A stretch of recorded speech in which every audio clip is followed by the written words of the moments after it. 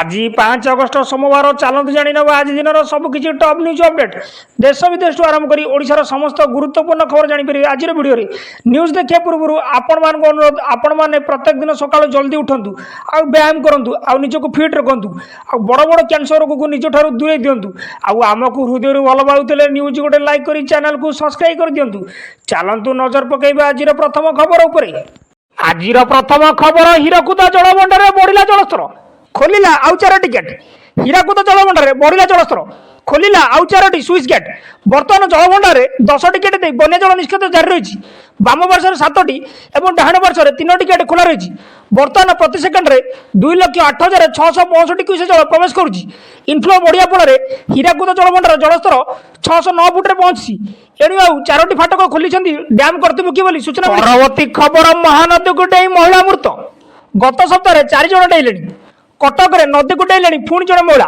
जोब्रा barrage Mahanadi को डेई सूचना मिली ब्यारेज पर बैग मोबाइल रखी डेई पड़े उद्धार पर अग्निशम बाहिनी उद्यम जारी रही तेज डंगा द्वारा माछ धरुता व्यक्ति द्वारा महिला उद्धार होता जमापड़ी उद्धार पर महिला को एसबीसी भर्ती कराई महिला का ना कामिनी स्वाई अरिल अंचल बोली जनाई मेडिकल में भर्ती पर डाक्तर मृत घोषणा कर गत सप्ताह मध्य महानदी में 4 जन डेले तेज संपृक्त महिला जनक कहीं महानदी को डेई पड़े तार कारण अस्पष्ट रही जगतपुर थाना पुलिस घटनार तदंत कर सूचना। परवर्ती खबर आसंता 6 रु बढ़िया वर्षा सक्रिय मौसुमी प्रभाव में आगामी 6 तारिख राज्य में वर्षा परिमाण बढ़ आसंता 6 तारिख में 15 जिले में बिजुली घड़घड़ी 7 रु 11 पर्यंत वर्षा होवार संभावना रही 15 जिला को येलो वार्निंग जारी करिछि आंचलिक पाणीपाग केन्द्र केन्दुझर भद्रक जाजपुर कटक केन्द्रापड़ा ढेंकानाल बालेश्वर मयूरभंज नयागढ़ खोर्धा पुरी जगतसिंहपुर गंजाम गजपति कंधमाल और रायगढ़ जिला को येलो वार्निंग जारी होइछि या 7 तारिख में 6 जिले में अति प्रबल वर्षा नहीं सतर्क करिछि पाणीपाग केन्द्र 12 रु 20 सेमी वर्षा नहीं सतर्कता कराइछि 9 तारिख पर्यंत राज्य में वर्षा जारी रही बोली आकलन करिछि आंचलिक पाणीपाग केन्द्र बोली सूचना मिली। परवर्ती खबर गंजाम जिले में डेंगू रोगी संख्या 31 को वृद्धि गंजाम जिले में डेंगू रोगी संख्या क्रमशः वृद्धि पाई बर्तमान संख्या 31 में पहुंची एमानक मध्यरु 18 जन बाहर राज्य बाहर जिले आसछन्ति बोली जिला स्वास्थ्य विभाग पक्षरु सूचना दी जाइछि गतकाली चिकिटी अंचल में जड़े रोगी चिन्हित होगा पर रोगी संख्या 31 में पहुंची बर्तमान सुधा 1,177 जनक रक्त नमूना संग्रह कर जिला स्वास्थ्य विभाग पक्षरु सूचना दी जाइछि जिले में वर्षा बढ़िया सांग को डेंगू रोगी संख्या वृद्धि पाइबार लगी जिला स्वास्थ्य विभाग पक्षरु सचेतन वार्ता दिया ग्रामांचल में स्वास्थ्य विभाग पक्षरु पंचायत और गाँ कल्याण समिति पक्षरु आखि दृश्य पदक्षेप नि अभियोग होती सूचना मिली। परवर्ती खबर केदारनाथ में फसी केन्दुझर 4 काउड़िया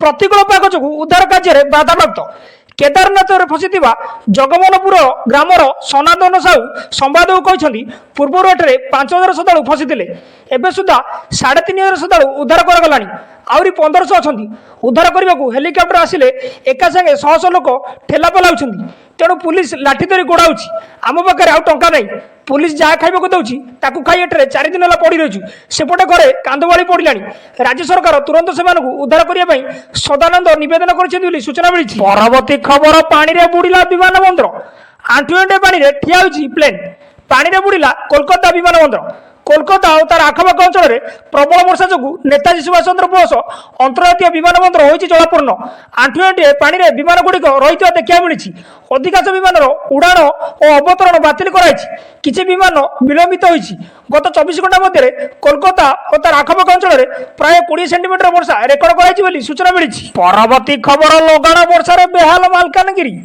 कोंगारुकोंड और पोटरुपाल 4 फुटर पानी लगाण वर्षा बेहाल मालकानगिरी जिला गत 2 दिन है मालकानगिरी जिले में प्रबल वर्षा होगा द्वारा कोंगारुकोंड और पोटरू कन्याश्रम पोल 3 रु 4 फुट उच्चर पानी प्रवाहित होती मालकानगिरी मोटू 326 नंबर जातीय राजपथ में जानवाहन चलाचल सह यातायात ठप होती सूचना मिली। परवर्ती खबर धानर एमएसपी वृद्धि पर मुख्यमंत्री को धन्यवाद जणाइले कृषक मोर्चा राज्य सरकार धानर सर्वनिम्न सहायक मूल्य में 800 टका वृद्धि करने को घोषणा कर बीजेपी कृषक मोर्चार सदस्य मैंने आज मुख्यमंत्री मोहन चरण माझी को राज्य अतिथि भवन में भेटी धन्यवाद जणाई सूचना। परवर्ती खबर वानाड़ा दुर्घटना को नहीं दुख प्रकाश कला आलू अर्जुन केरल वानाड़ा जिले में भयानक भूस्खलन में 300 लोक जीवन चली जाइए घटना भारी वर्षा कारण रही जो कारण भूस्खलन होती ଯେଉଁଥିରେ ଘର ଦବିଯିବା ସହ ସ୍ଥାନୀୟ ଅଞ୍ଚଳ ଅସ୍ତବ୍ୟସ୍ତ ହୋଇଯାଇଛି।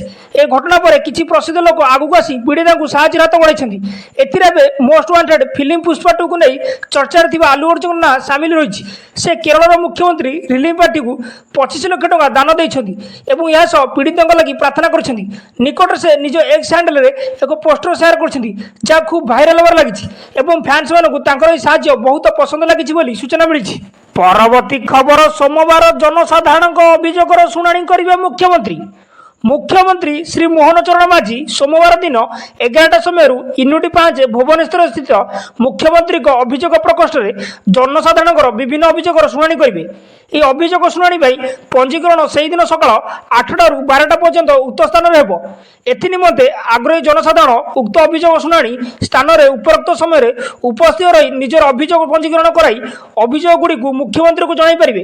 ଏ ସମ୍ପର୍କରେ ସାଧାରଣ ପ୍ରଶାସନ ଓ ସାଧାରଣ ଅଭିଯୋଗ ବିଭାଗ ପକ୍ଷରୁ ସୂଚନା ପ୍ରଦାନ କରାଯାଇଛି ବୋଲି ସୂଚନା। ପରବର୍ତ୍ତୀ ଖବର, କାଉଡ଼ିଆ ବଜେଇ ପାରିବେନି ଡିଜେ, ପାଖରେ ରଖିବେ ଆଧାର କାର୍ଡ।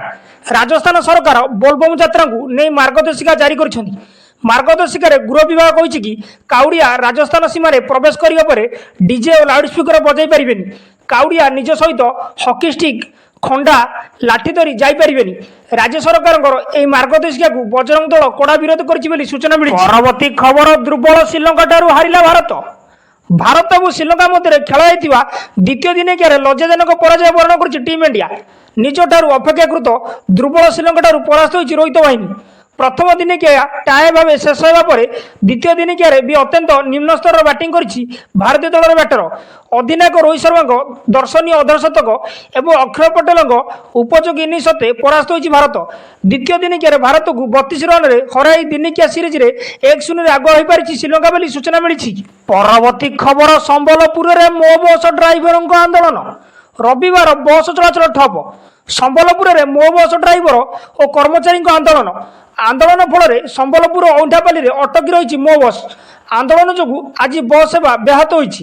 ବିଭିନ୍ନ ଦାବି ନେଇ ଡ୍ରାଇଭର ଓ ବସ୍ କର୍ମଚାରୀ ଆନ୍ଦୋଳନକୁ ଓହ୍ଲାଇଛନ୍ତି। ଜିଏମ୍ କଲେଜ ଛକରେ ଜଣେ ବ୍ୟକ୍ତି ବସ୍ ଡ୍ରାଇଭରଙ୍କୁ ଗାଳିଗୁଲଜ ସହ ଧମକଚମକ ଦେଇଥିବା ଅଭିଯୋଗ ହୋଇଥିଲା। ପରେ ମୋ ବସ୍ ସେବା କର୍ତ୍ତୃପକ୍ଷ ଏନେଇ କୌଣସି କାର୍ଯ୍ୟାନୁଷ୍ଠାନ ଗ୍ରହଣ ନ କରିବା କହିଛନ୍ତି ବସ୍ ଡ୍ରାଇଭର। ଓଲଟି ଡ୍ରାଇଭରଙ୍କୁ କାମରୁ ବାହାର କରିବା, ଷ୍ଟପେଜ ଗାଡ଼ି ରଖିବାକୁ ନେଇ କର୍ତ୍ତୃପକ୍ଷ ଡ୍ରାଇଭରଙ୍କୁ ଗାଳି କରିବା ପବ୍ଲିକ ଅଭିଯୋଗରେ ଏକପାଖିଆ କାର୍ଯ୍ୟାନୁଷ୍ଠାନକୁ ବିରୋଧ କରି ଆଜି ଆନ୍ଦୋଳନକୁ ଓହ୍ଲାଇଛନ୍ତି। ଫଳରେ ରବିବାର ସବୁ ମୋ ବସ୍ ବନ୍ଦ ରହିଛି ବୋଲି ସୂଚନା ମିଳିଛି। ନ୍ୟୁଜ୍ଟି ଏଇଠି ସମାପ୍ତ ହୋଇଛି। ନ୍ୟୁଜ୍ଟି ଭଲ ଲାଗିଥିଲେ ଆପଣମାନଙ୍କ ଅନୁରୋଧ, ନ୍ୟୁଜ୍ ଗୋଟେ ହୃଦୟରୁ ଲାଇକ୍ କରି ଚ୍ୟାନେଲକୁ ସବସ୍କ୍ରାଇବ୍ କରିଦିଅନ୍ତୁ ଆଉ ପାଖରେ ଥିବା ବେଲ୍ ଆଇକନ୍କୁ ପ୍ରେସ୍ କରିଦିଅନ୍ତୁ।